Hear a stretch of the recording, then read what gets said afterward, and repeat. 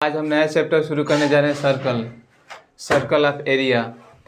इससे पहले आप पिछले वीडियो में भी देखोगे कि मैंने 9.1 का कुछ क्वेश्चन का सॉल्यूशन कराया था, लेकिन बच्चों के डिमांड के अनुसार नया चैप्टर का इंट्रोडक्शन बताने जा रहे हैं। चैप्टर 12.1 का इंट्रोडक्शन मात्र छोटा सा है, बहुत आसान है, आप पढ़े भी हैं पिछले क्लासों में।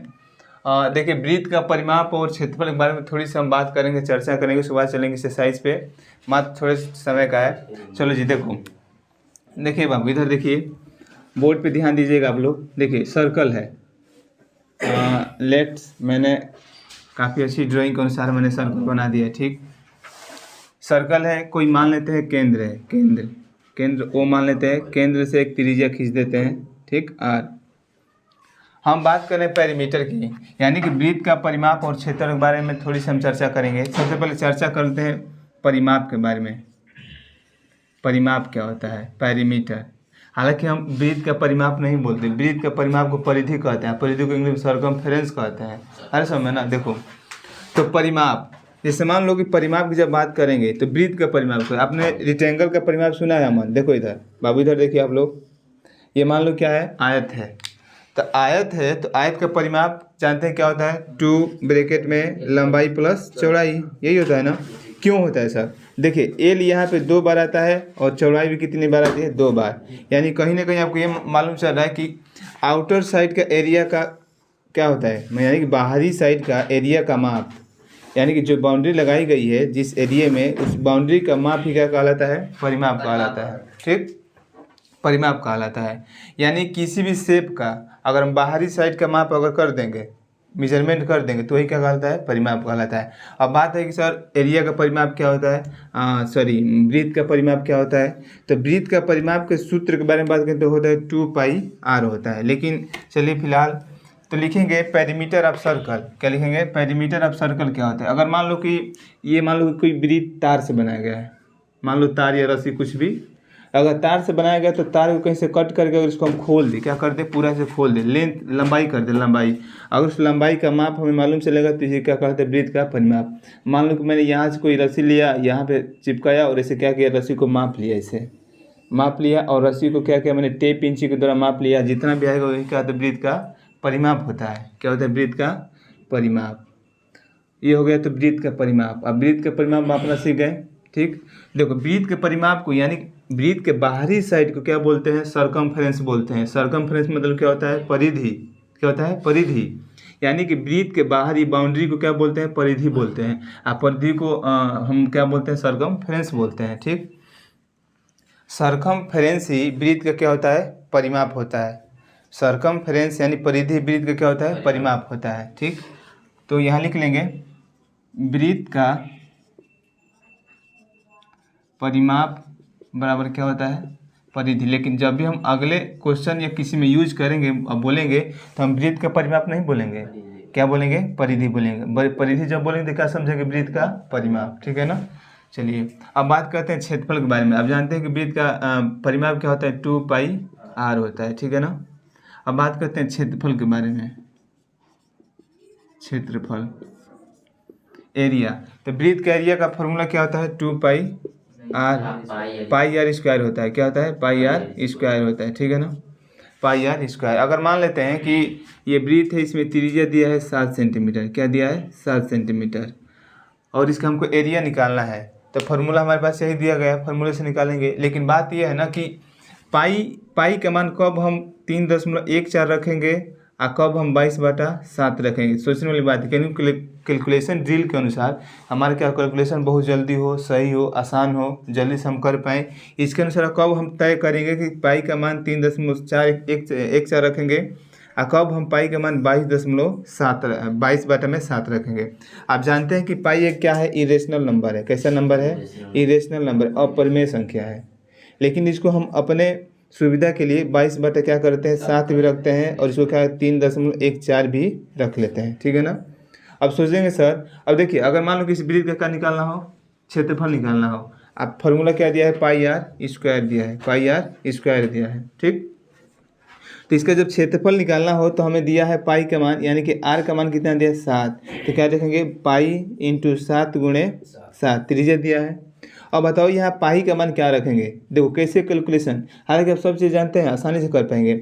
अब बताइए पाई का मान यहाँ 22/7 रखना आसान होगा कि 3.14 रखना सही होगा? 22/7, क्योंकि देखो जैसे हम पाई का मान 22/7 रखेंगे तो 7 से 7 कैंसिल हो जाएगा, आसानी से हमारा आंसर आ जाएगा। अरे समझ ना। तो देखो यही सोचना है कि कब हम पाई का मान 3.14 रखेंगे, कब पाई का मान 22.7 रखेंगे, ठीक है ना। तो देखिए अगर मान लो कि सपोज दैट मान लो कि r बराबर क्या हो गया, 100 हो गया, यानी कि त्रिज्या कितनी हो गई, 100 हो गई। तब हम बताइए पाई का मान क्या रखेंगे, यानी कि पाई गुणे 100 गुणे पाई गुणे 100 गुणे 100, ये हो गई त्रिज्या स्क्वायर, ठीक। तो पाई का मान यहाँ 22/7 रखना सही होगा कि 3.14 ना, क्योंकि देखो 2 जीरो से पूरा खत्म हो जाएगा, यानी कि 3.14 रखेंगे तो जैसे ही गुणा करें तो बन जाएगा 314 गुणे 100। अब हमारा आसान जल्दी से हमारा आंसर आ जाएगा 314,000, यानी कैलकुलेशन डायरेक्टली आप समझ गए ना कि पाई का मान कब रखें। हालांकि या तो प्रश्न में दिया रहेगा, और नहीं तो अपने मन से रखना होगा। तो हम कैसे हम तय करेंगे कि पाई का मान 22/7 रखना है कि 3.14 रखना है, ठीक है ना। यानी कि एरिया आप समझ गए, पैरामीटर समझ गए। फार्मूला की बात करेंगे तो वृत्त के परिधि का फार्मूला होता है 2πr, वृत्त का क्षेत्रफल का फार्मूला होता है πr²। ये तो लिखवाने वाली चीज़ है नहीं, आप समझ पा रहे होंगे। अब इसमें क्या इंट्रोडक्शन तो ख़त्म ही हो गया, हालांकि इसका जो 10वां चैप्टर है सर्कल के बारे में वो मेन था, तो ये तो बस थोड़ा सा उसके बारे में पढ़ लिए। अब जैसे मैंने पढ़ा था इसमें एक दिया है क्वेश्चन, इसी में बात यह है कि इसमें एग्जाम्पल एक ही दिया है, तो एग्जाम्पल को हल करते हैं, उसके बाद बढ़ते हैं एक्सरसाइज पे तुरंत, ठीक है ना। चलिए तो एग्जाम्पल एक दिया है, इसमें ये कौन ही बता देंगे क्या। आइए एग्जाम्पल देखते हैं। लिखा है कि एक वृत्ताकार खेत पर 24 रुपया प्रति मीटर की दर से बाढ़ लगाने यानी कि बाउंड्री लगाने का व्यय 5,280 रुपया है। इस खेत की 0.50 प्रति वर्ग मीटर की दर से जुताई कराई जानी है, तो खेत की जुताई कराने में व्यय बताइए। यानी कि अगर 0.50 प्रति वर्ग मीटर के खेत की जुताई हो रही है तो इसका पैसा बताना है। यानी कहीं ना कहीं वृत्ताकार खेत का क्या बताना है, क्षेत्रफल। जब हम वृत्ताकार वर्ग का क्षेत्रफल मिल जाएगा तो आसानी से उसमें हम गुणा कर देंगे तो क्या निकल जाएगा, रुपया निकल जाएगा। यानी कहीं ना कहीं हमको वृत्ताकार खेत का क्षेत्रफल निकालने के लिए क्या चाहिए, त्रिज्या चाहिए। क्या चाहिए, त्रिज्या, क्योंकि हमको मालूम है। देखो लॉजिक पे ध्यान दीजिए, लॉजिक प्रश्न पढ़िए और उसके बारे में सोचिए, लॉजिक निकालिए क्या करना है इसके आगे, कैसे हम दिमाग लेंगे हमारे सवाल का आंसर आएगा। लॉजिक ये है कि अगर वृत्ताकार खेत है तो उसकी क्षेत्रफल निकालने के लिए फार्मूला क्या होता है वृत्ताकार का चीज़ का, πr²। कहीं ना कहीं हमारा टारगेट है r का मान निकालना। अगर r का मान निकल जाएगा तो हम आसानी से क्या करेंगे, हर चीज़ निकाल लेंगे, एरिया निकाल लेंगे। जैसे एरिया आएगा उसमें 0.50 से गुणा कर देंगे, काम हो जाएगा। तो यही हमारा लॉजिक है। चलिए बात करते हैं। लेकिन देखिए बाढ़ तो लगा दिया गया, पैसा भी खर्च हो गया है, अब उसके निकालना है। अब देखते हैं खेत का क्षेत्रफल कितना है, ठीक। और खेत के क्षेत्रफल परिधि आ जाएगी, परिधि हमको मालूम हो जाएगा, आसानी से हम निकाल लेंगे वहाँ से सारी चीज़ें। तो लिखेंगे, देखो हल करेंगे इसको, ठीक। अगर कोई भी खेत है तो इसको हल करने जाएंगे हम तो क्या होगा, अगर मान लो कि अगर टोटल बाउंड्री, अगर मान ले एक छोटा सा क्वेश्चन बताएं, देखिए ध्यान से। अगर मान लो कि इसी पे अगर मान लो कि एक घर का पेंट कराने में, किसी घर का पेंट कराने में टोटल रुपया 10,000 रुपया खर्च हो गया। कितना खर्च हो गया, 10,000, ठीक। किसी घर को पेंट कराने में कितना रुपया खर्च हो गया, टोटल 10,000। उसमें से हमको मालूम है कि एक दीवार को पेंट कराने में कितना रुपया खर्च लगा, कितना रुपया लग रहा है। एक दीवार कराने में हमको मालूम है कि 100 रुपया लग रहा है। यानी कि एक दीवार को पेंट कराइए 100 रुपये दीजिए, और जब मैंने पूरे घर का पेंट कराया तो लास्ट में पता चला कि 10,000 रुपया खर्च हो गया। तो आप कहीं ना कहीं एरिया पेंट करा रहे थे, यानी कि आप बाउंड्री दीवार क्या कर रहे थे, बाउंड्री पेंट करा रहे हैं। यानी कि इसका मतलब आप ये बताइए कि जब करा रहे हैं तो टोटल कितना एरिया है आपके घर का, परिधि कितनी है, कितने बाउंड्री में आप पेंट कराए हैं। यानी कि टोटल इतना रुपया खर्च हुआ है 10,000। एक दीवार करने में कितना रुपया लगा है, 100 रुपया। तो कितना टोटल एरिया आपने कराया है, 100। कितना कराए हैं, 100। तो कहीं ना कहीं क्या निकल के आ गया, परिधि निकल के आ गया, ठीक है ना। तो वहाँ से हम लॉजिक निकाल रहे हैं और करने का प्रयास करेंगे, ठीक है ना। तो लिखेंगे बाढ़ की लंबाई लिखेंगे, मतलब बाढ़ लगाने में टोटल व्यय कितना है, तो लिखेंगे यहाँ पे लिखेंगे बाढ़ की लंबाई बराबर कुल व्यय रुपया और बटा में 1 वर्ग मीटर, यानी कि प्रति मीटर लिखेंगे, प्रति मीटर खर्च रुपया, ठीक है ना, खर्च रुपया। वही क्या आएगा, बाढ़ की लंबाई आएगी। बाढ़ मतलब कि बाउंड्री, क्या होगा, बाउंड्री। तो लिखेंगे देखो कुल टोटल रुपया कितना खर्च हुआ है, 5280 रुपया, यानी कि 5280 रुपया, 5280 रुपया प्रति, यानी कि 1 मीटर प्रति मीटर कराने पर कितना रुपया खर्च है, 24। इसमें भाग करेंगे तो कितना आएगा, भाग दीजिए, भाग देंगे तो 2 से घटाइए जरा, कटाएंगे तो क्या होगा, 2 दूनी के 4, 2 छक्का 12, 2 चौके 8, ठीक है ना, 0, 12 हो गया। अब 12 से ही कटा दो डायरेक्टली, 12 दूनी 24, कितना जाएगा इसमें, 2 जाएगा, 12 दूनी 24, 0, यानी कर गए 220 मीटर। ये क्या आया है पूरे, जैसे मैं अभी बता रहे थे ना कि बाउंड्री के, जैसे वृत्ताकार खेत है तो यहाँ से इसकी बाउंड्री आ गई, यानी परिधि का माना गया, किसका माना गया, परिधि का। तो ये है 220 मीटर हमको निकल गई परिधि, यानी कि बाढ़ की लंबाई इक्वल टू क्या होगा, परिधि, यानी लिखेंगे बाढ़ की लंबाई इक्वल टू परिधि। और जब परिधि मिल गया तो हमको निकालना है त्रिज्या। टारगेट क्या है हमारा, त्रिज्या निकालना, क्योंकि जब तक हम त्रिज्या नहीं निकालेंगे तब तक हमारा क्षेत्रफल नहीं निकलेगा।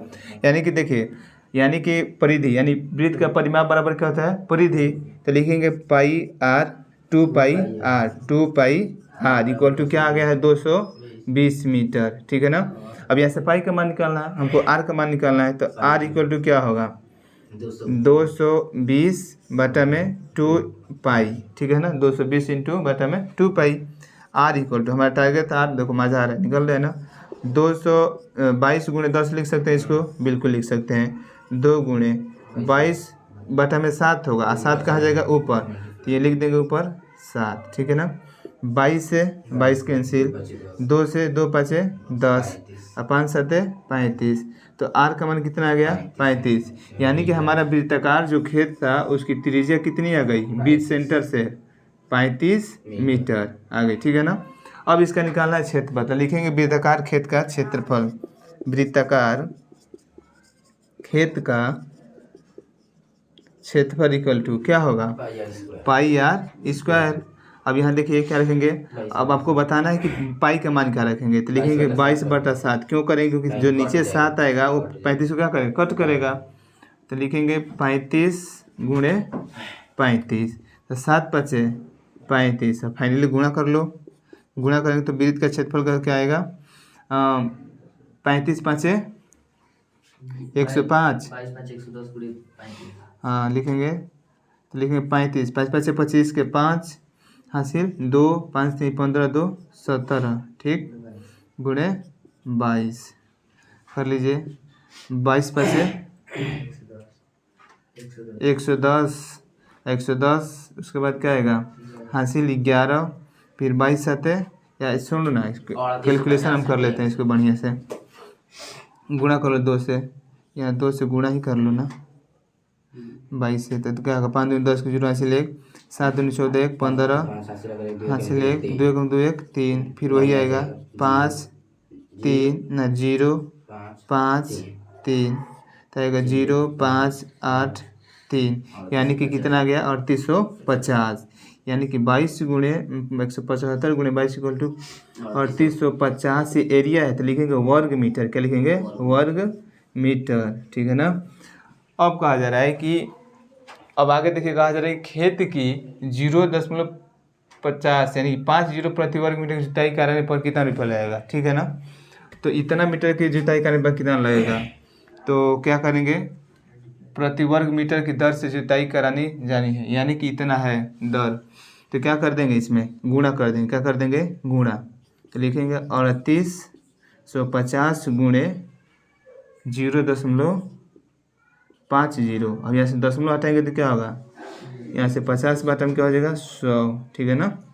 देखो 1 0 से 1 0 गया, ये 0 से ये 0 गया, अब गुणा कर लो, 5 5 25 के 5, ठीक है, 8 5 40, 40 2 42 हासिल 4, 5 3 15 4 19 1925 रुपये क्या लगेगा खेत की जुताई करने में पैसा लगेगा।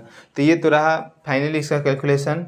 आपने देखा होगा, समझ गया। मेन हमारा लॉजिक क्या था, टारगेट क्या था, आर को निकालना था। आपका कहीं ना कहीं अगर परीक्षा में प्रश्न आया ऐसा प्रश्न, तो पहले प्रश्न पढ़ के लॉजिक को ढूंढिए, लॉजिक क्या है, प्रश्न करने का तरीका कैसे मालूम, तब जाकर प्रश्न को कर पाएंगे। तो वीडियो को रोककर आप वीडियो प्रश्न को नोट कर लीजिए, बढ़ते हैं आगे की ओर।